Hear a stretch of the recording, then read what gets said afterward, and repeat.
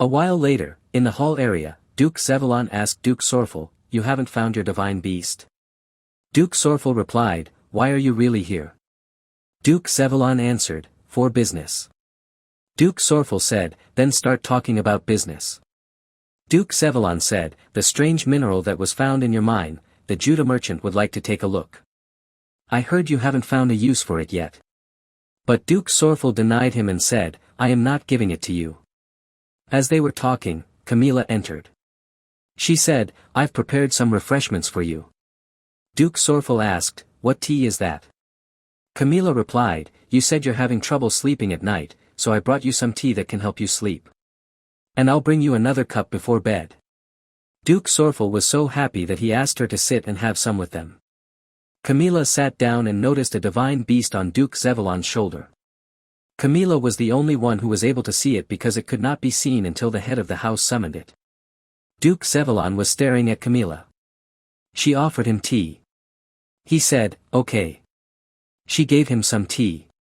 Suddenly, the red eagle asked Camilla, "You can see me, right?" Camilla thought, "I thought only the head of the house could hear a divine beast's voice." The red eagle said, "Your soul is very clear." Suddenly, Duke Zevalon called the red eagle, Zadie. The divine beast appeared. It was big. Camilla understood that the creature only appeared when its master called it. Duke Sorful asked, "Why did you summon that thing?" Duke Zevalon replied, "I wanted to see Zadie." At that moment, Zadie flew up, came to Camilla, and sat on her lap. Duke Zevalon was shocked and ordered Zadie to come to him. But Zadie ignored him and said, "I like it here, her soul is clean like a newborn baby. I like her." Duke Sorful laughed and said, "It looks like your divine beast likes my daughter better than you." Duke Zevalon shouted, "Nonsense. Zadie listens to me better than anyone else." He commanded Zadie to come again, but Zadie ignored him. Duke Sorful laughed and said, "I can see that your divine beast is very obedient." Camilla thought, "This is so awkward." A few days later, Camilla returned to her school. It was her first day after the spring break. Donna came to drop her off. Camilla noticed that Donna was always worried about something. She took a course in swordsmanship because House Sorful was renowned for it.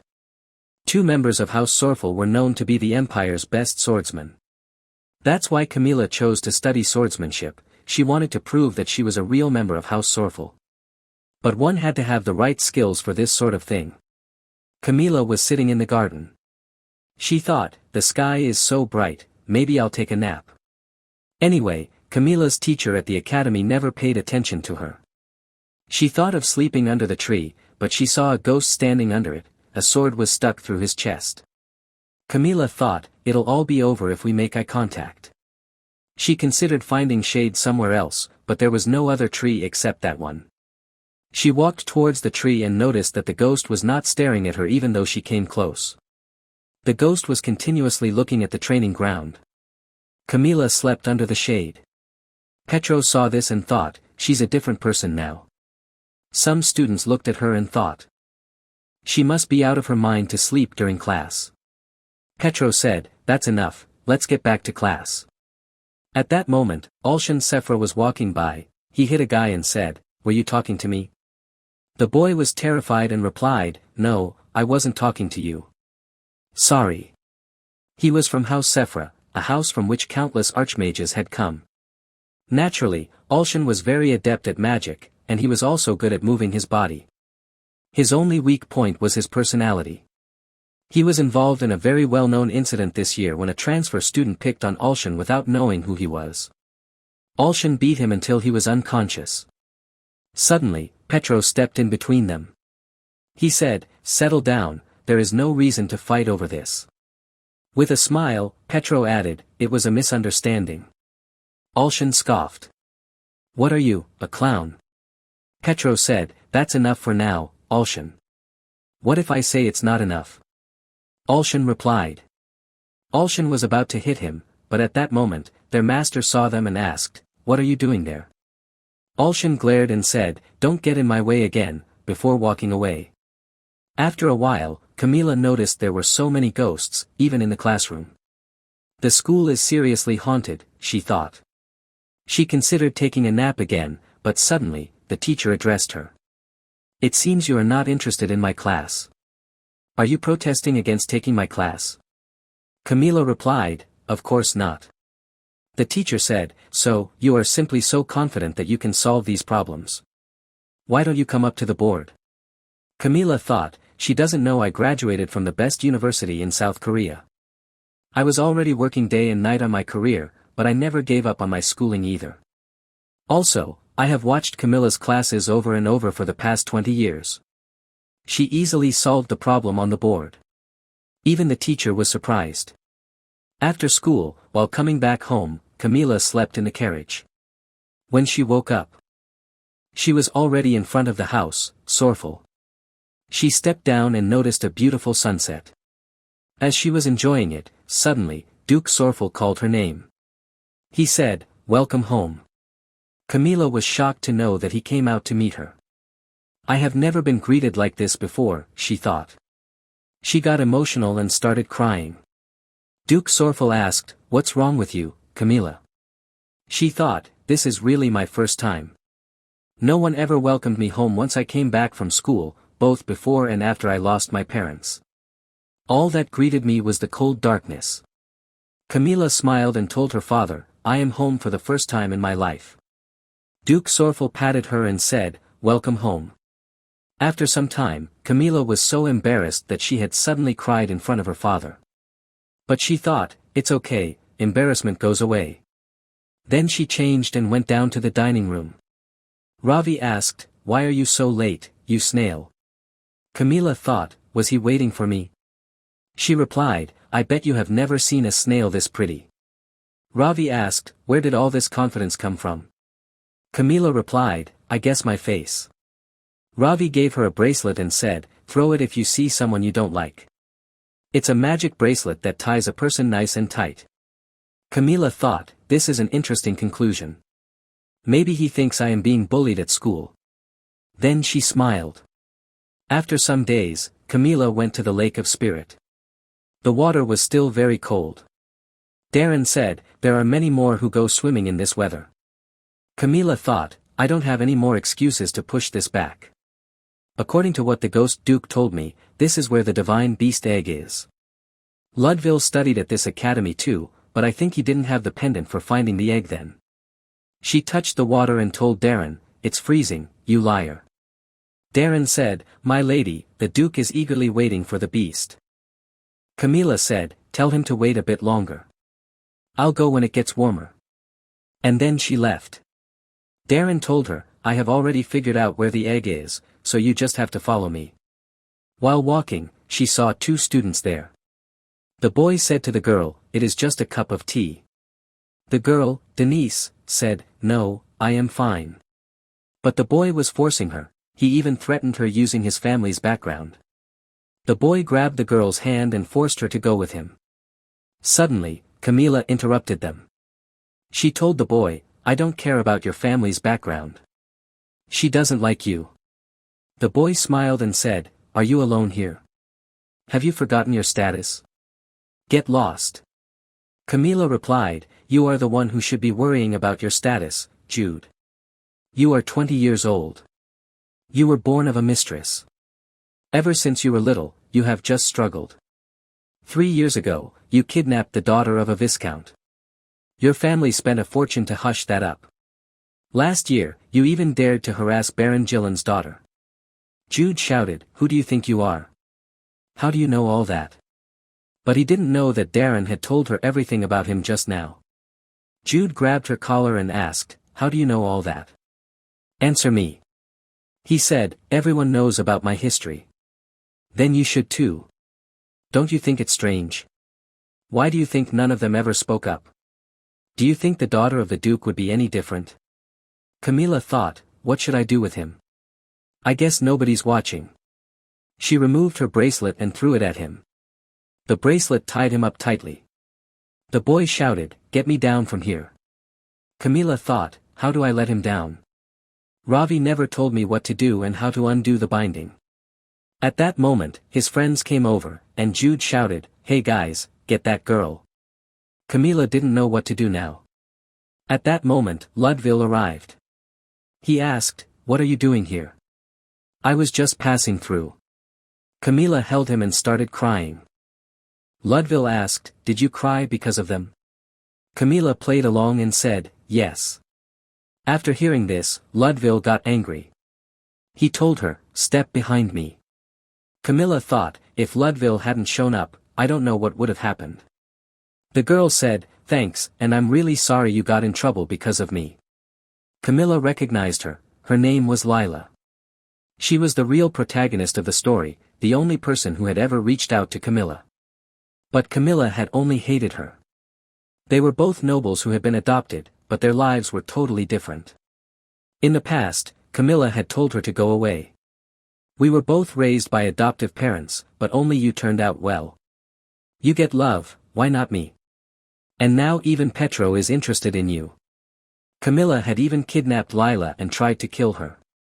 When her father saw that, he had told her, "You have crossed the limit, Camilla." After that incident, everyone had turned their backs on her. In the present, Camilla thought, "That's right. She just transferred him." She raised her hand toward Lila and asked her to wake up. Camilla said, "If you really want to thank me, don't follow guys like him in the future." Lila replied, "I didn't follow him. I followed you.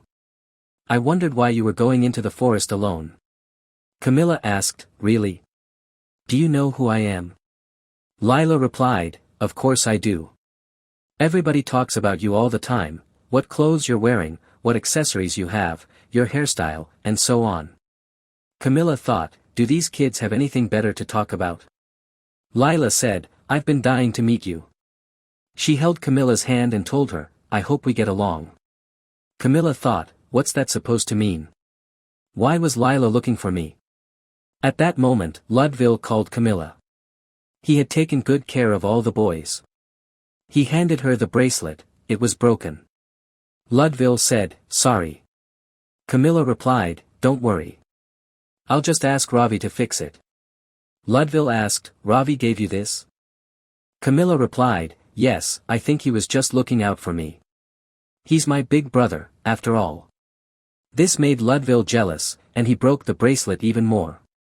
That night, Camilla thought, in my dreams of 20 years, Ludville never showed interest in anything, but he suddenly became obsessed with Lila. I wonder why he didn't even look at her this time. In all of my dreams, I saw both of them were strongly attracted to each other from their first meeting. And then Ravi, Petro, and some other guys started to get involved, which ended up creating a complex love square. According to my dreams, they were supposed to meet in a market. Maybe that was supposed to be their first meeting. After some time, the ghost Duke woke her up. Camilla was in shock. She asked, "How did you get here?" The Duke said, "I'm not even sure about that. I was waiting for you to come." Camilla thought, did he free himself from the thought of me finding the divine beast? "When are you going to get the egg?" the ghost asked. Camilla replied, "It's not that simple." But Darren and the Duke both started pressuring her about the family's sake. Frustrated, she said, okay, fine. I'll get the egg as soon as possible. But there's something I need to do first." Camilla cleared her voice and suddenly shouted loudly, causing all the maids to rush into her room. Even Darren and the Duke were confused by her actions. At that moment, Duke Sorfel came running. He held Camilla and asked, "What happened?" While crying, Camilla said, "I saw a dream. Your office was full of cloth, and the whole thing burst into flames. I begged you to come out, but you stayed in the fire. Ravi was also there, thinking, what is she talking about? And why did I even come here?" "You came to save me from the fire," Camilla said. Duke Sorfel replied, "That's all right. You must have been terrified." Camilla thought, there is a reason why I caused this scene. Around this time, there's going to be a big fire at Sorfel's textile factory. It happens about a week after Lila moves to my school. I want everyone to think I had a prophetic dream. At that moment, Zector arrived and told Duke Sorfel, there was a fire at the textile factory. No one was hurt, but the factory will have to shut down for a while. Duke Sorfel left with him. The maids started whispering to each other. Lady Camilla just predicted this. Maybe it's a coincidence.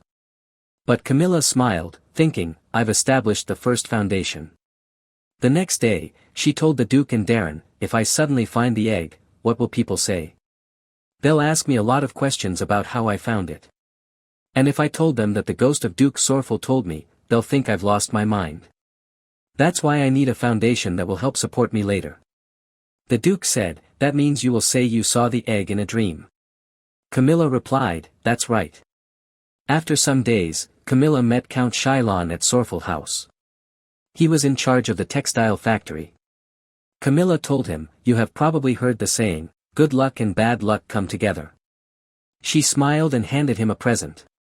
Shylon asked, what's this? It's your good luck, Camilla replied. A few days later, the maids were gossiping. You know, Countess Shylon is finally with child, one said. Another maid said, I heard that Lady Camilla was the first to know. She suddenly gave him baby shoes, saying he would need them soon. They were girls' shoes. Does that mean it's a girl? All the maids were talking about different incidents where Camilla had predicted things. Everyone thought she was even better than the famous fortune tellers. A few days later, Duke Sorful asked Camilla, how is this happening? They say you can tell the future. Camilla replied, sometimes I have dreams, but sometimes I get a feeling just by seeing someone. Are you ill? Duke Sorful asked. Camilla said, no, I'm fine. Duke Sorful said, okay, but if something is wrong, you must tell me at once. Camilla said, I keep having one dream over and over, but I want to be sure before I tell you. It's nothing dangerous, is it? Duke Sorful asked. Camilla replied, not at all. She thought, now it's time to go get that divine beast egg. The next day, Camilla went to the lake. She thought, I don't know if I am a good swimmer or not, but at least I have Gus to show me the way. It's not very deep, right? Camilla asked. Darren replied, not at all. Just follow me. Camilla entered the water. Darren showed her the direction, and she dove in. She saw the beast's egg, it looked like a glass bead. She took the egg and was about to resurface when she saw Donna swimming toward her. Donna pulled her up and said, don't die, my lady. After some time, Camilla woke up. She had passed out because of Donna. She checked if the egg was safe, it was. Donna asked, what were you doing here? Why did you jump into the lake? Why do you want to die? If you die again, it'll really all be over. Camilla asked, what did you just say? You want to be able to go back to the past again, Donna replies. After some time, Camilla returned to the house. The maids were shocked to see her. Ludville gave her his jacket and asked, was it those boys again? Camilla replied, I am going to lie down, and walked away. In her room, Duke and Darren asked her, are you okay? Camilla told them, I want to be alone. If anyone even attempts to overhear what happened in this room, I will assume that person never wants to speak to me again. Darren and Duke left the room. Camilla called Donna and asked, who are you, Donna? Donna laughed and said, what do you mean? I am your maid, Donna. Camilla continued, what did you mean when you said that if I died again, I wouldn't be able to go back to the past? What do you know about how I came to this world? And what's happening to me? The story ends here. I think the story is going to take a really interesting turn from here. Will we get to know how our main character came into this world? I am sure many secrets are going to unfold in the future. So don't forget to watch the next part. Do like and subscribe to our channel. Thank you for watching.